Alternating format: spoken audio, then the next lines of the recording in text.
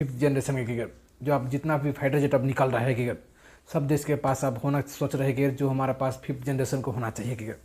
तो fifth generation क्या है इसमें क्रिकेट, फिफ्थ जनरेशन क्या एडवांस है उसमें क्रिकेट। फिफ्थ जनरेशन बोले तो बहुत ज़्यादा एडवांस है क्रिकेट। जो अभी तक फिलहाल बोले तो 3 देश के पास है फिफ्थ जनरेशन का जो फाइटर जेट है क्रिकेट। जो फर्स्ट में है क्रिकेट अमेरिका का पास है क्रिकेट, जो F-22 जिसको बोलते हैं फिफ्थ जनरेशन का है, और रसिया का पास है, और जो चाइना का पास है क्रिकेट। चाइना का पास F-20 है क्रिकेट, उसके पास भी जो है फिफ्थ जनरेशन का है टेक्नोलॉजी उसमें पूरा फुल है। तो फिफ्थ जनरेशन में क्या होता है कि फिफ्थ जनरेशन में बहुत होता है जो रडार सिस्टम है क्रिकेट उसमें नहीं आता है, पकड़ में नहीं आता है। और प्लस एक पॉइंट क्या है कि जो मेन पॉइंट है कि जो ऑटो पायलट मोड रहता है कि जो AI टूल्स में जो AI में रहता है, इन्वॉल्व रहता है कि AI से उसको काम किया जाता है। जब आप टारगेट फिक्स कर दीजिए कौन सा देश में कहाँ पर टारगेट करना है उसको लॉक कर दिए, वो ऑटो मोड में ऑटोमेटिक जाकर वहाँ मिसाइल अटैक करके और सेफली आ जाता है कि क्योंकि वहाँ पर रडार सिस्टम है कि ये रडार सिस्टम में क्या है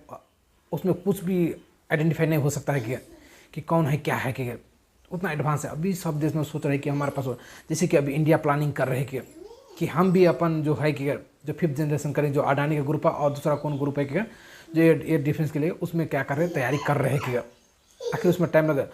आप बात कर ले कि S-400 के लेके S-300 S-400 जो रसिया का है कि जो आन बान शान बोलते कि